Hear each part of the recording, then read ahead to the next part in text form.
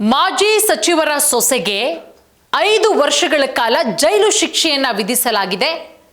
ಏನು ಕಾರಣ, ಯಾವುದಿದು ಕೇಸು ನೋಡಿ. ಮೆಡಿಕಲ್ ಸೀಟು ಕೊಡಿಸೋದಾಗಿ ವಂಚಿಸಿದಂತಹ ಕೇಸ್ನಲ್ಲಿ ಈಗ ಮಾಜಿ ಸಚಿವರ ಸೊಸೆಗೆ 5 ವರ್ಷಗಳ ಕಾಲ ಜೈಲು ಶಿಕ್ಷೆ ಜೊತೆಗೆ ದಂಡವನ್ನ ಕೂಡ ವಿಧಿಸಲಾಗಿದೆ.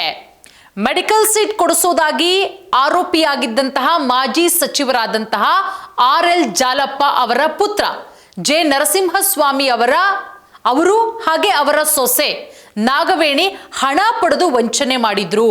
ಒಂದಷ್ಟು ಲಕ್ಷ ರೂಪಾಯಿಗಳನ್ನ ನಿಮಗೆ ಮೆಡಿಕಲ್ ಸೀಟ್ ಕೊಡ್ತೀವಿ ಅಂತ ಹೇಳಿ ಈ ಪ್ರಕರಣದಲ್ಲಿ ಮಾಜಿ ಸಚಿವರಾದಂತಹ RL ಜಾಲಪ್ಪ ಅವರ ಪುತ್ರ ಮತ್ತು ಅವರ ಸೊಸೆ ಈಗ ದೋಷಿ ಅಂತ ಹೇಳಿ ಕೋರ್ಟು ತೀರ್ಪನ್ನ ಕೊಟ್ಟಿದೆ. 42ನೇ ACJM ಜನಪ್ರತಿನಿಧಿಗಳ ವಿಶೇಷ ನ್ಯಾಯಾಲಯ ಮಾಜಿ ಸಚಿವರ ಸೊಸೆ ನಾಗವೇಣಿ ಅವರಿಗೆ 5 ವರ್ಷಗಳ ಕಾಲ ಜೈಲು ಶಿಕ್ಷೆಯನ್ನ ವಿಧಿಸಿ ತೀರ್ಪನ್ನ ಕೊಟ್ಟಿದೆ. ಇವರು ಏನ್ ಮಾಡಿದ್ರು, ಯಾವ ರೀತಿ ಯಾಮಾರಿಸಿದ್ರು, ಯಾವ ರೀತಿ ಮೋಸ ಮಾಡಿದ್ರು ಅಂತ ಹೇಳಿದ್ರೆ, ಇವರು ಮೆಡಿಕಲ್ ಸೀಟ್ ಕೊಡಿಸ್ತೀನಿ ಅಂತ ಹೇಳಿ ವಂಚನೆ ಮಾಡಿದ್ರು. ಈ ಪ್ರಕರಣದಲ್ಲಿ ಆರೋಪಿಯಾಗಿದ್ದು ಮಾಜಿ ಸಚಿವರು ದಿವಂಗತ ಜಾಲಪ್ಪ, ಅವರ ಸೊಸೆ, ಅದರ ಜೊತೆಗೆ ಅವರ ಮಗ ಜೆ ನರಸಿಂಹಸ್ವಾಮಿ ಮತ್ತು ಅವರ ಸೊಸೆ ನಾಗವೇಣಿ. ಇವರು ಪ್ರಕಾಶ್ ಕುಮಾರ್ ಎಂಬುವರ ಬಳಿ ಮೆಡಿಕಲ್ ಸೀಟ್ ಕೊಡಿಸ್ತೇನೆ ಅಂತ ಹೇಳಿಬಿಟ್ಟು 45 ಲಕ್ಷ ರೂಪಾಯಿ ಹಣ ಪಡೆದು ವಂಚನೆ ಮಾಡಿದ್ರು. ಈ ಸಂಬಂಧ ಯಲಹಂಕ ಪೊಲೀಸ್ ಠಾಣೆಯಲ್ಲಿ ಕೇಸ್ ಕೂಡ ದಾಖಲಾಗಿರುತ್ತೆ. ತನಿಖೆ ನಡೆಸಿದಂತಹ ಪೊಲೀಸರು ಕೋರ್ಟ್ಗೆ ದೋಷಾರೋಪ ಪಟ್ಟಿಯನ್ನ ಕೂಡ ಸಲ್ಲಿಕೆ ಮಾಡಿರ್ತಾರೆ. ವಿಚಾರಣೆ ನಡೆಸಿದಂತಹ 42ನೇ ACJM ಕೋರ್ಟ್ ನ್ಯಾಯಮೂರ್ತಿ ಸಂದೀಪ್ ಪಾಟೀಲು ಮಹತ್ವದ ತೀರ್ಪನ್ನ ಕೂಡ ಪ್ರಕಟ ಮಾಡಿದ್ದಾರೆ. ಯಾವಾಗ ದೂರು ಹೋಗಿದ್ದು, ಇದು ನಿನ್ನೆ ಮೊನ್ನೆ ಕೇಸ್ ಅಲ್ಲ, 2021ರ ಪ್ರಕರಣ. ಇದು 2021 ಅಂದ್ರೆ 5 ವರ್ಷದ ಹಿಂದಿನ ಪ್ರಕರಣ. 5 ವರ್ಷದ ಹಿಂದೆ ಅಂದ್ರೆ 2021ರಲ್ಲಿ ಯಲಹಂಕ ಪೊಲೀಸ್ ಠಾಣೆಗೆ ಒಂದು ದೂರು ಬರುತ್ತೆ. ಏನಪ್ಪ ಅಂತ ಹೇಳಿದ್ರೆ, ನಮಗೆ ಮೆಡಿಕಲ್ ಸೀಟ್ ಕೊಡಿಸ್ತೀನಿ ಅಂತ ಹೇಳಿಬಿಟ್ಟು ವಂಚಿಸಿದ್ದಾರೆ. ಈ ಸಂಬಂಧ ಪ್ರಕಾಶ್ ಕುಮಾರ್ ಅನ್ನುವವರು 2021ರಲ್ಲಿ ಯಲಹಂಕ ಪೊಲೀಸ್ ಠಾಣೆಗೆ ದೂರನ್ನ ಕೊಡ್ತಾರೆ.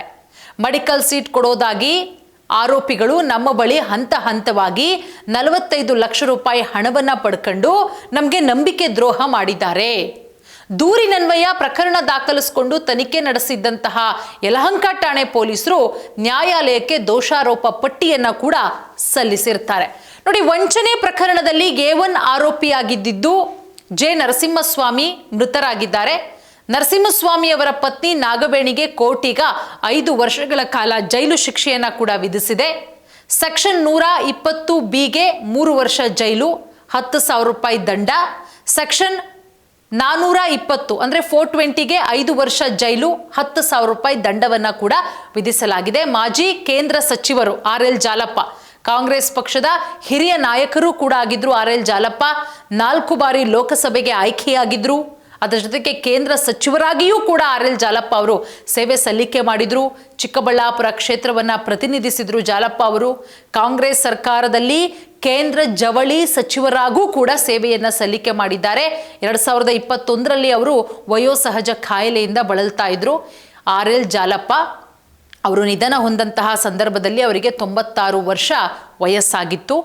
ಅವರೆಲ್ಲ ಅವರ ಪುತ್ರ ಹಾಗೆ ಅವರ ಸೊಸೆ ಮಾಡಿರುವಂತಹ ವಂಚನೆ ಕೇಸ್ ಇದು.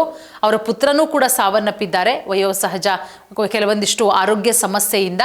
ಈಗ ಅವರ ಸೊಸೆಗೆ, ಮಾಜಿ ಕೇಂದ್ರ ಸಚಿವರಾದಂತಹ RL ಜಾಲಪ್ಪ ಅವರ ಸೊಸೆಗೆ ವಂಚನೆ ಕೇಸ್ನಲ್ಲಿ 5 ವರ್ಷಗಳ ಕಾಲ ಜೈಲು ಶಿಕ್ಷೆ, ಅದರ ಜೊತೆಗೆ ಒಂದಷ್ಟು ದಂಡವನ್ನ ಕೂಡ ವಿಧಿಸಲಾಗಿದೆ.